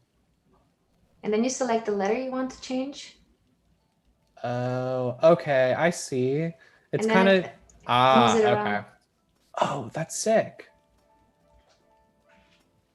It's a little tricky when they're like super overlapped. Yeah, probably, yeah. But cool. But if you, let's say you have a logo and you're not sure if you want to outline it yet, and you would just want to check if, how you can move around the letters, you can definitely do that with the tool. I think it's pretty cool. Okay, yeah. So even like Good. this, I can like click on Janet Mock's name and like move these guys around like that. Yeah. Cool. That's awesome. Thank you for sharing that. But I'm honestly, I'm the outliner type, and I always outline things, and sometimes I'm like, I should have made a copy. I know. My tip for everybody is make a copy before you outline, and then, yeah, you will not lose it. That is just cool. I'm gonna just shorten this quote for the purposes of this right now. I mean, Cory, feel free to outline if you prefer that. I think maybe in this case, there is some limitations to moving it around in the touch type tool. So yeah, I like to do it. I like my outlined version, this sort of pattern right here. So I'm going to drop this in to here about. Ooh. And then this is so cool. It's such an easy way to make a pattern.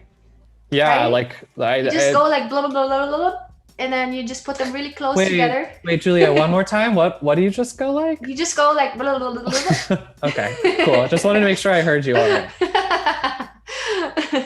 No, this was not a glitch. It sounded like you were glitching. This was not a glitch. This was Julia. This was Julia. Okay. So hold on. Now I kind of want the purple. That could be like my new sound for Julia branded sound. I know we have Howard Pinsky, who always makes the boop when he designs. So it's kind of like his branded sound. It's like, it's his. If somebody says whoop, it's like, Howard Pinsky. That'll be yours. Yep.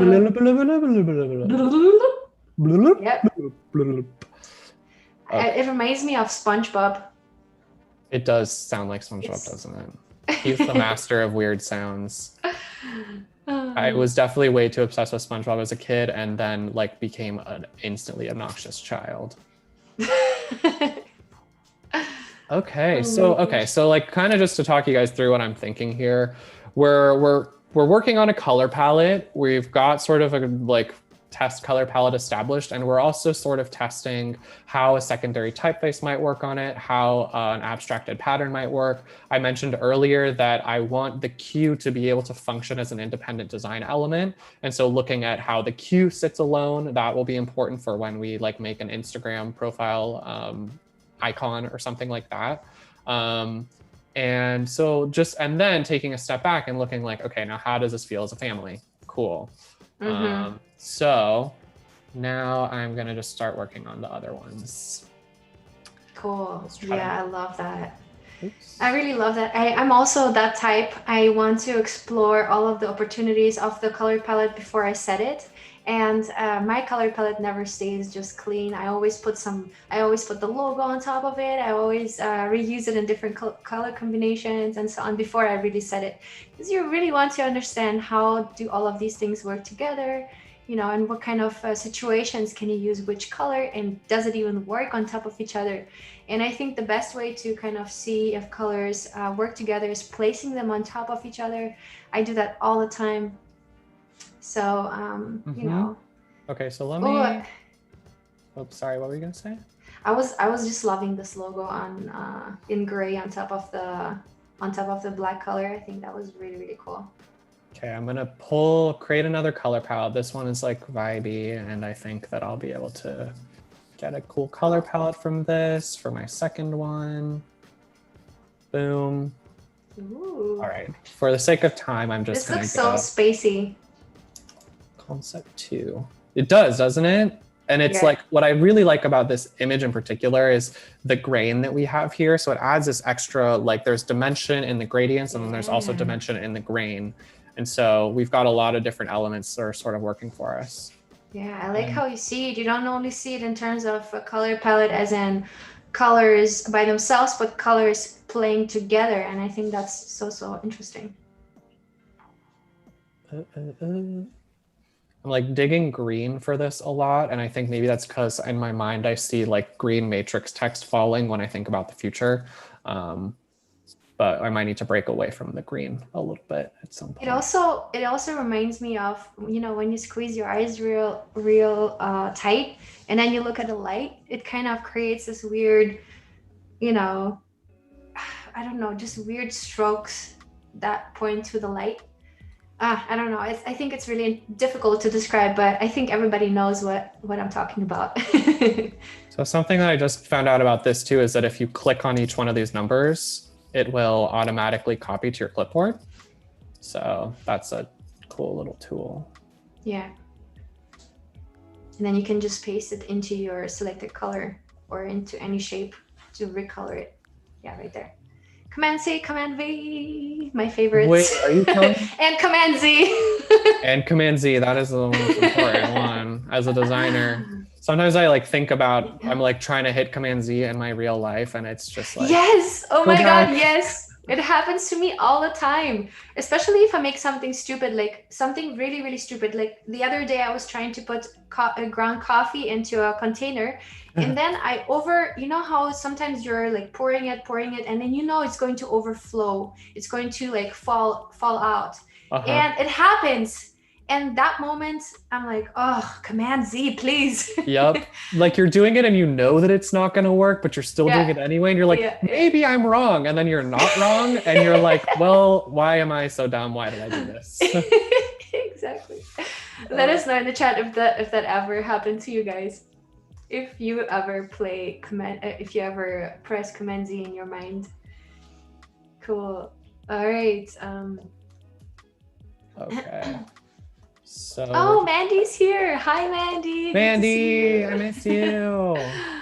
Our friend Amanda Wankersheim is an amazing designer. She works at Tolleson in San Francisco. Go check out her work. Yeah, go check out her Behance. She's great. She was also on the live stream here on Adobe Live, and she has created some really cool stuff as well. Go check her out. And Jessica's asking, where did Cory find all of those amazing reference images from? I pulled a decent amount from Instagram. Let me see. Where was, okay.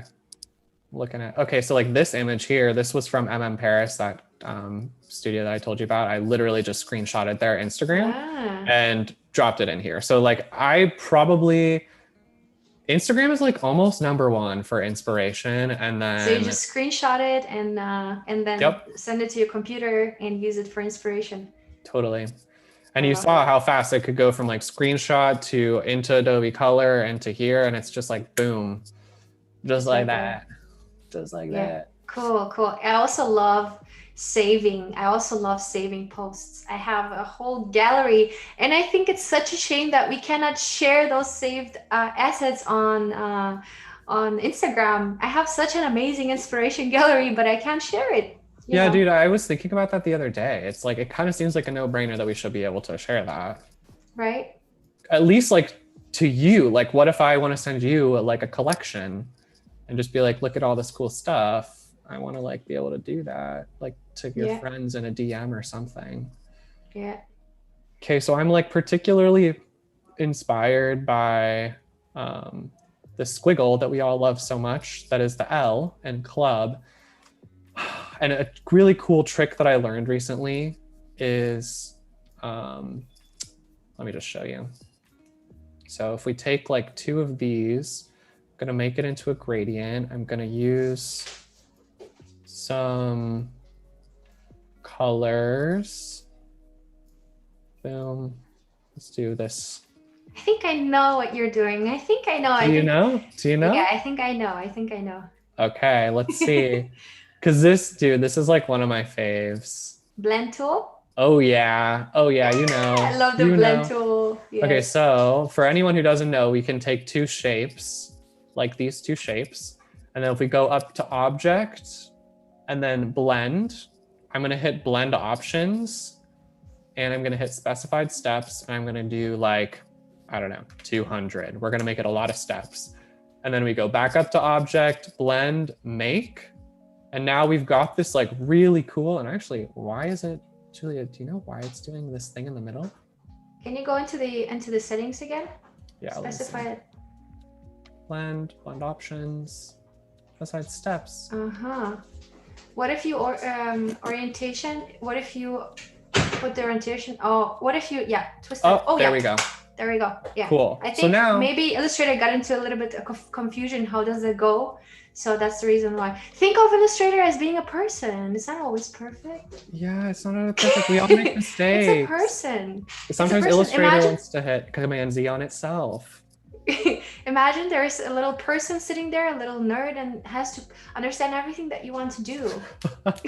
There's like a little tiny person inside the computer being like, dee-dee-dee-dee. Okay, wait. So now what I'm going to do is, so I've selected the blended circles, and now I'm going to select one of these lines that I made, one of these curly lines, and I'm going to do blend, replace spine. Oh, isn't that so beautiful? I love that so much. Oh my God. I love how it doesn't only have 2 colors, but it has 3 colors. Oh, I really love that. It's gorgeous. And then what's even more amazing, I want to cry. Isn't this like so beautiful? And then you can go ahead and adjust the vector. Yeah, oh my God. Oh, this is so cute. Like, I love it. What? Oh my God, that just like makes me hungry to look at for some reason. So then, and we can It looks like ice cream. We can see that like you can see the specified steps in here. And so if you don't like that, then we can go into blend options, and I'm at 200. So let's just make it 500. And now it's way more smooth. And so like you can still see the little specified steps. I don't know if y'all can see it, but it's a very, I kind of just play around with the amount of the specified steps. So I'm going to do like 300. Okay. And so now I'm kind of just like riffing here, you guys. And oh my God, like, I'm getting goosebumps. Oh, I'm so stoked off this. Okay. So I'm going to copy, paste, boom. Oh my God. Whoa. Like, tell me that isn't so cool. Yeah, it is. Like, look at that. It's very pleasing for the eye. Pattern potential, yo. And if we like, we could even do another type of pattern like this. I think that there's a new pattern tool in Adobe or Illustrator. Is Illustrator for iPad or something? Oh yeah. That I haven't taken the time to learn yet, but I'm like really interested in learning more about. I don't know if you've played around with it, Julia. Yeah, I love the one on the iPad, and it's also a little bit inspired by the XD tool that's called Repeat Grid. If you guys are familiar, it basically creates a repetition of an object, and then you can adjust the padding between the objects. So, and then you can also in the extra thing in Illustrator that you don't have in XD, but I think it probably might have been inspired by the XD's feature. In Illustrator, you can also arrange the objects differently. You can arrange them in a circle. You can create like a circular pattern, or you can arrange them in different ways. So there are a lot of really cool settings. And if you guys have not experimented with Illustrator on the iPad yet, I highly encourage you to do so. And there are some features that are so cool and that you can only use there. And that, just working with a pencil has been such a game changer for me. I've started doing way more, lettering and something where I want to draw and, creating illustrations. So amazing with a pencil. All right. So if we. Oh my God, Cory, I love it. Like, right? This is so cool. Okay. Yes, that's what I was thinking about actually when I was telling you, rearranging those letters and using the letters by themselves. That's exactly what I was imagining. Yeah, so like that's something that I, would like to think about when we're designing the logo is how can this be broken up into its own specific little elements? Yeah, Lessa is asking, can you do that in Photoshop as well?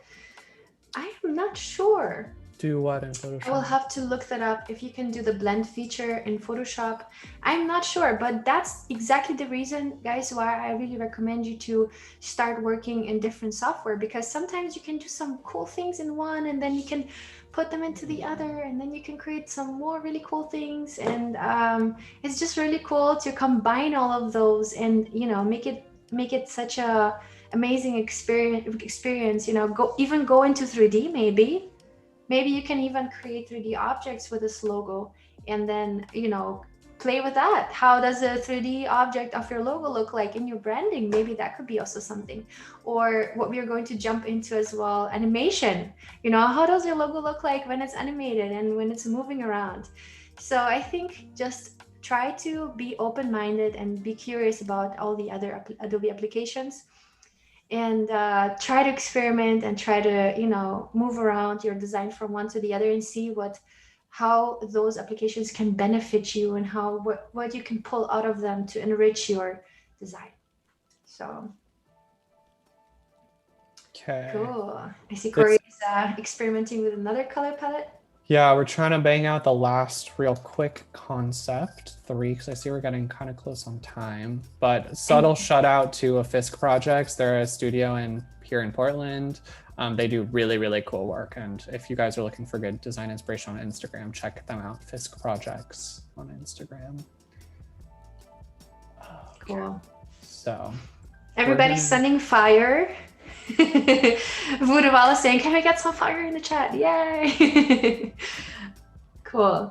Okay, so one thing that I would like to note is I'm feeling like these color palettes are all feeling a little similar. And so something that I might do offline at some point so that we're ready for tomorrow is to just tweak them a little bit so that we're aligning better with some of these attributes, and as well as the specific ideas behind the concepts.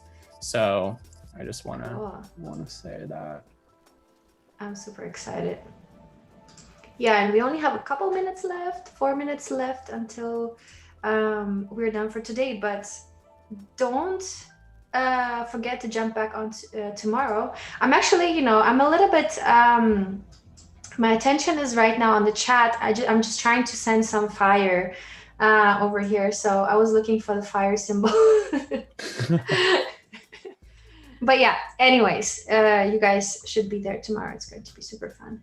Yeah, yay! So what I'm hoping to do tomorrow is I would love to, so we'll select one of these directions and then we'll start expanding it. We'll mock it up into like Instagram. We'll see what an Instagram profile looks like with it. We'll put it onto like maybe a tote bag. So see what a real world like example looks like of it. And then maybe a couple of posters. And then if you guys have any suggestions for other types of mock-ups, maybe throw them into the chat right now and we can start to think about that and check in. Yeah, let us know in the chat. We only have like 2 minutes left or 3 minutes left. Let us know in the chat real quick, what would you love to see as a mock-up with this branding? And that will give Cory a little bit of inspiration. And also don't forget to tune in later on Cory's stories Cory's stories. Oh my God. Cory's story.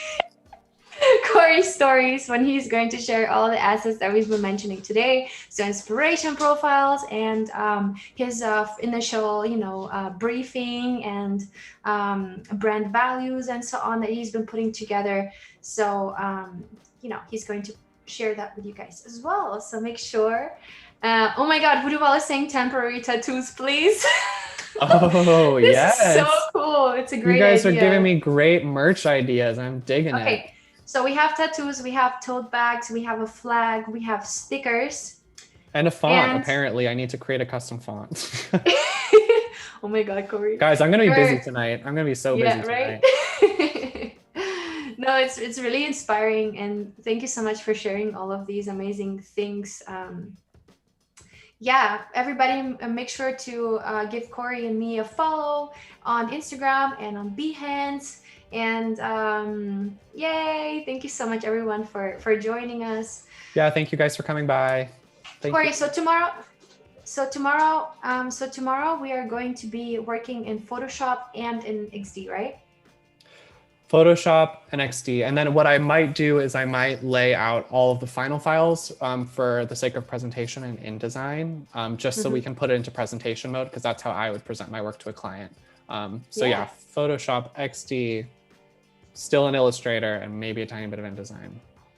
Awesome. Yeah, I'm really excited for that. I'm so excited to see the design coming to life in mockups. And yeah, let's take a quick recap on what you have already on your artboard.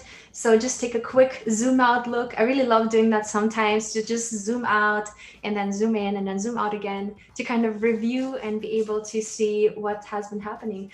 So, oh my gosh, I've been loving the bottom one, the orange. This one, The I orange one, know, I yeah. love this one.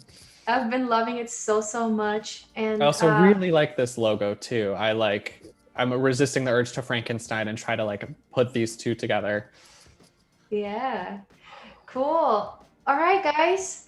So, Cory, thank you again so much for sharing all of your useful tips and for sharing all of your insider information. It's been so great to follow your process and to see how you kind of approach the logo design process. And I think it's been such a great, amazing insight for all of us.